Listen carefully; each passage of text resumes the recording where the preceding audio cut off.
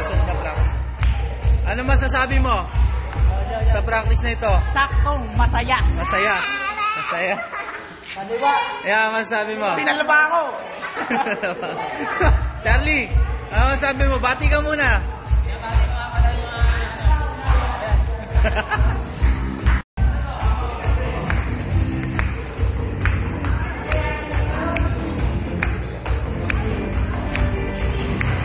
Parang yung nakikita ako lang dati sa'yo sa barangay eh.